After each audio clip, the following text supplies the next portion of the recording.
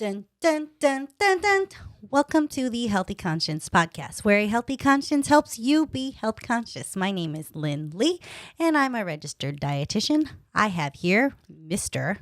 Vince Horiuchi, and I am here to help you all. Vince is going to be kind of a long-term co-host in the series because we're quarantined. You're stuck with me. I'm stuck with him for life. And kind of like there's not really going to be anybody else coming in and out of this podcast for a while because we can't have nobody in the house. I've been in here for the whole month. Yeah, he's been home for quite a while. I dug a garden in the backyard too. Yeah, he dug 2 gardens in the I'm backyard. living off the land, except Nothing has grown yet. except for green onions, Oh, also yeah. known as grunions. Grunions. We had a lot of grunions. I say that supernaturally. We have garlic chives and sour leaves. Oh yeah, lots and lots of sour leaves. You don't know what sour leaves is. I'm so sorry, but it's amazing. I've never seen a sour leaf at a grocery store. I don't think I have either. My mom started growing it like years ago, and somehow we got a little bit and we started growing. We actually bought it in like Westminster area. Okay, we found it in Westminster area. Yeah. And then we bought it, and now it's thriving. Yeah. And it's just a leaf. And you know how when you make like Vietnamese food, you have a lot of fresh herbs and greens. It's just a leaf that's added to our fresh herbs and greens and chop it up. It's got a good crunch. It's kind of like lettuce, not like regular lettuce, but like the bagged lettuce. It's Like the flavorful lettuce. like baby lettuce or something. Yeah. But it's sour. So in your spring roll, it adds a good pop. We have like an unlimited supply of it. I'll cut it down. A couple days later, boop, boop, boop, boop, boop. I don't mind it in any way, shape, or form. Yeah. Because I love eating like sour things. I love flavor explosion in my mouth. I think that's why I like spring rolls so much, is because there's different flavors and textures in there, just all mixed in. And you dip it in a sauce and you eat it, and then everything's just in there. Oh, so good. Lots of textures. Lots too. of textures and flavor. Because we put a lot of herbs in there. So there's like minty, spicy, floral herbs. Like perilla is pretty floral and lemony. And then like mint is minty. I don't know how else to explain that. A little spicy. And then there's the sour leaves. So it's so crunchy and sour. And then there's cucumber, so crunchy. And there's noodles. So that's kind of Noodly. yes. You know who the best at describing food is? Who? Mangchi. Mangchi. She said, and then you're gonna. It goes. Is that what she said? Yeah, she describes things in like sounds, and you know exactly what she's talking about. Yes. If you don't know what I just did, it was her saying crispy chicken wing. It goes when you squeeze it. Yeah, she's like, you know it's done when it goes like a. Anyways, about the COVID-19 pandemic that we're going through in this current time, I've been seeing a lot of interesting like misinformation. I think it's just not knowing how to decipher the information that's given. So people are misunderstanding what is actually being said. The one article I think I saw recently that it wasn't even just like one person and one article specifically. It was like a ton of articles on the same topic, basically saying that like the information that is being fed to the public is skewed, meaning like they're counting anyone that has a pre-existing condition and they pass away, they're considering it a COVID-19 death. I saw some people post about that one too. And I seen the one I saw specifically was talking about like heart disease. And then they like put like they use like this is what I call fear mongering tactics, where it's like, are they real? Heart disease is the #1 killer in the United States. They kill like 1,000 people per day. But did you know that people who are tested positive for COVID-19, that number is added? So even though they died from a heart condition because they also had COVID-19, that's why it's added to the death toll. But So it's like fear mongering. And so Yeah. it makes people like, oh my gosh, is this really as bad as we think it is? Or is it because we're seeing inflated numbers because these heart conditioned people that are passing away are also being counted? In your professional opinion, doesn't it like just mean like if you have a heart condition and you also have coronavirus, wouldn't both conditions contribute to you possibly dying? Yeah. So kind of like, so how that article was kind of portrayed made it seem like all 1,000 deaths are added to the coronavirus death toll. So like, it kind of seems like it's like every day 1,000 people are dying from heart disease, but then every day coronavirus also has another. But the way it was written, I'm wondering if this is just how everyone does it, because this is how I'm doing it. I typically read headliners. Sometimes I don't feel like reading the actual article itself. oh yeah. I think a lot of people are mainly reading the headline. Yeah, And the for headline is drawing that picture.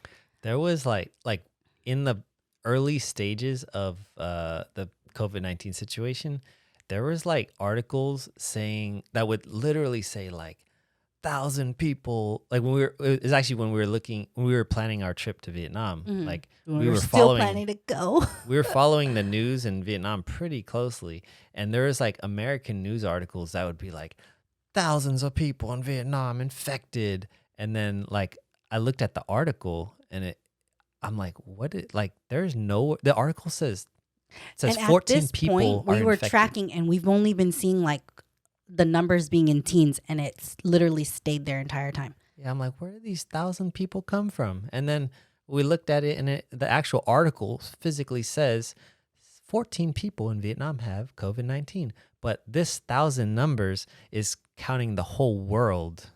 But they put it the way they worded it as if Vietnam specifically has thousands of cases. Yeah.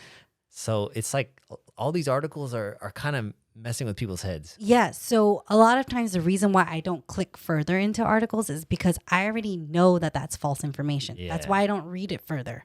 Because I'm like, I don't want to read it. I don't want to waste my time. But sometimes I read it to like kind of help people better understand like what that article is actually saying. Yeah. So like for that example of like thousands of people die weekly from heart disease, also get counted in the COVID-19 death toll because of blah, blah, blah. So what it's saying is that basically if you die because of a heart condition, but you also test positive for COVID-19, how do we know that you died from the heart condition or you died from COVID-19? How do we know that COVID-19 didn't make that heart condition worsen? That's why you died. So they kind of possibly work together. So we can't rule out and say that that person didn't die from COVID-19 because we can't prove that they solely died from their heart condition. Yeah. So that does get counted to the death toll, because what if that person was living fine and then out of nowhere they caught COVID-19, which rapidly increased like inflammation biomarkers and made you die from your heart condition? Yeah. You really don't know. So it's kind of like if Joe Johnson, Gosh, that's first name. You're losing your words. If Joe Johnson has a heart condition and he got shot, and that caused him to have a heart attack, it's hard to say, did he die from the bullet or did he die from the heart attack? Kind of both, right? Yeah. And like, so that's a really good example. Because you wonderful. Vince. Actually, you should thank Joe Johnson. Oh, thank you, Joe Johnson, for getting shot.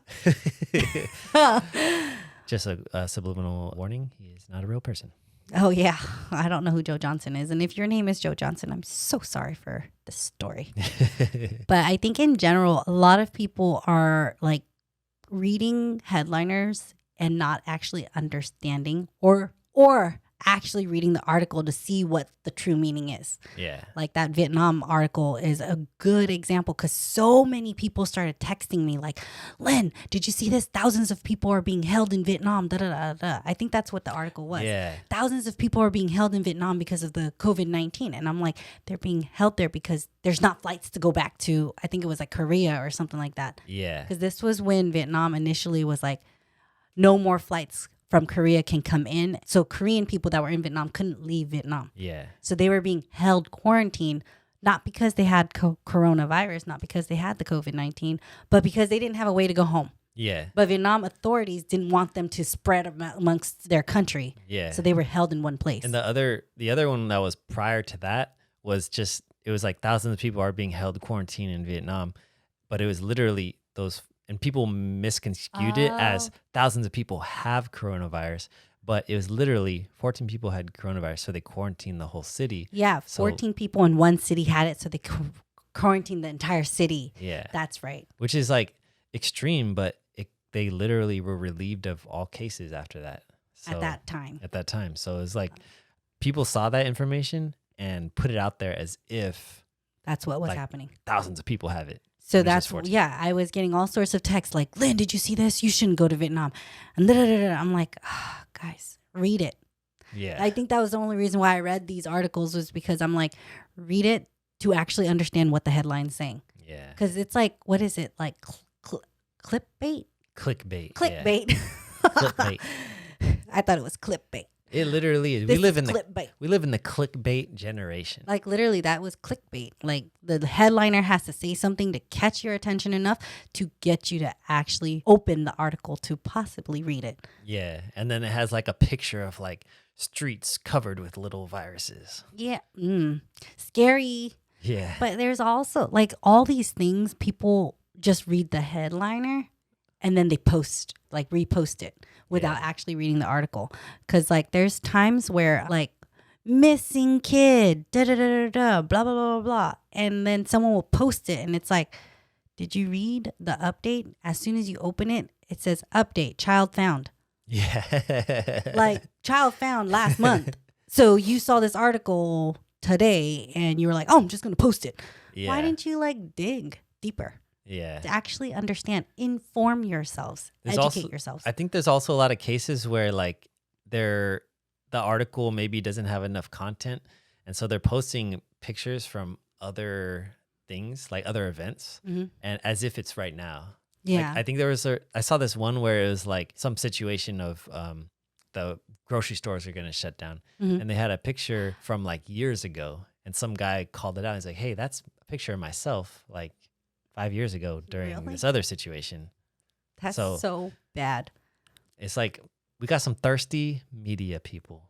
So I don't know if this is accurate, but I was reading that places like Costco, Target, other essential businesses they're all closing on April 12th for to give relief to their employees. And they've made this whole big ordeal until I was like, wait a minute. That's Easter.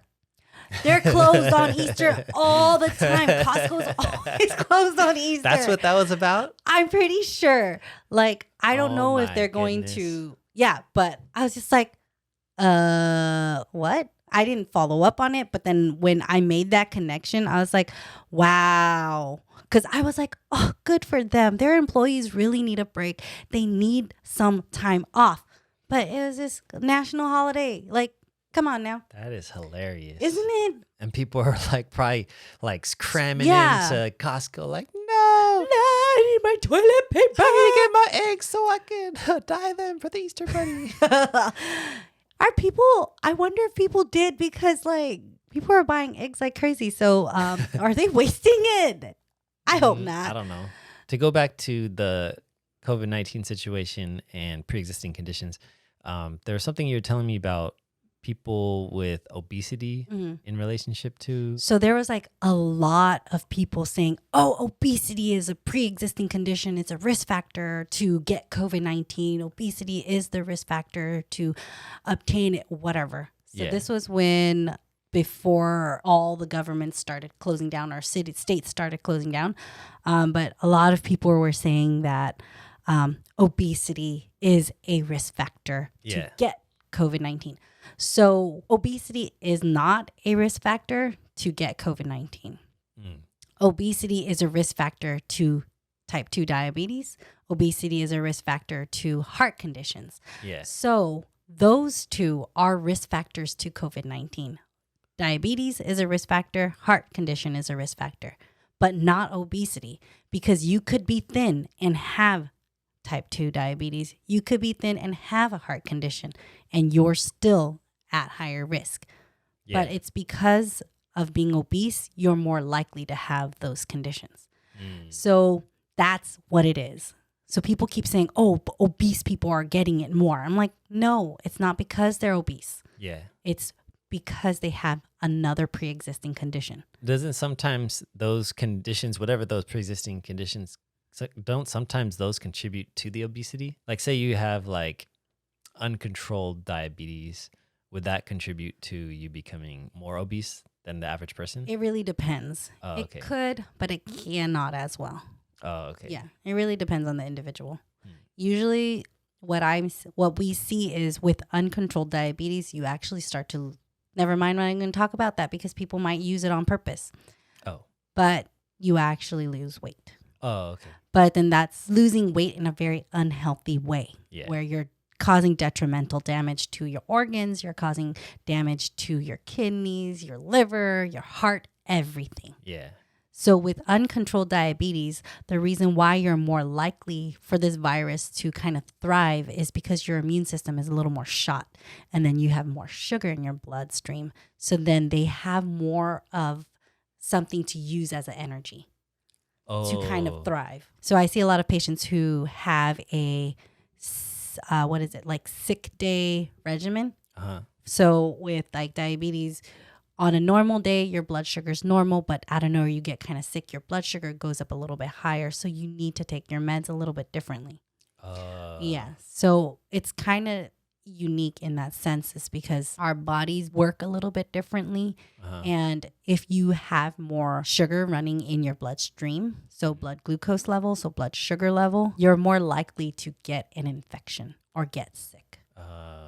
Easier, higher risk. Yeah. So I guess like a lot of the information out there, like a lot of people are like seeing the numbers and they're seeing the titles of these conditions and issues, but they're not really understanding the deeper reasoning. So there is kind of like when you're reading headliners and you just see the like tip of the iceberg, and you're just seeing just this, but to actually understand it, you need to extract down to a further root cause. Like, is it actually the obesity, or is it because they have a pre-existing condition? Yeah. Because you could be obese and not have a pre-existing condition and you're not at higher risk. Yeah. A lot of people like have said to me like, oh, you're still working. Is it because there's a lot of obese patients? That's why you got to make them lose weight so that they can not get COVID-19. I'm like, no. That first of all, they can't lose weight that rapidly. Yeah. You know something kind of annoying that I saw recently? I saw this guy online and he was like, he lost a lot of weight in the worst way possible. I think he went on like a keto diet or something like that.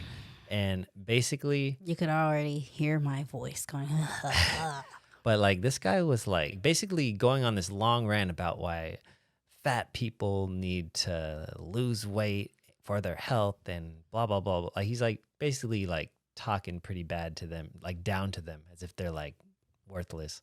He's trying to give them health advice. And I'm just like, but you lost weight in an unhealthy way. Yeah. If you look at the stuff that this guy's eating, like there's no way you could like label it as, wow, this guy's really healthy. Because people are literally like eating bacon and then saving the bacon fat to drink it or drench it in something. Yes. Like, why? Yeah. Losing weight, I can't repeat this enough. Losing weight, being thin does not equal healthy, does not equal I'm better than you. Yeah. That's not the end all be all. And that's what was like so irritating about this guy's post is just like, whoa, like where does this like entitlement come from? Like, because you lose weight, you're not better than someone. Yeah. I'm just going to say that again. Because you're thinner, you're not better than me or anyone. Like me as a non-medical professional, who am I to give someone like advice on your health? Yes. And then, especially if you're sitting there eating and drinking bacon fat. Yeah. And that's me. Like I'm just an average person, but this is a guy who, be drinking bacon fat and like, you need to work on your health. Drink this bacon fat with me every morning. Does this person even work out? I don't know. It's just some person online I saw. I don't know. That just kind of irritates me, but I feel like you work out, you are physically active, and you eat well, then you are well. Right. I don't feel like you just forcing yourself to eat a certain way and not do any kind of, because I see a lot of this. I see people not eat and not be physically active. And then they lose weight and they think that they're healthy. Yeah, that is exactly this guy. Okay.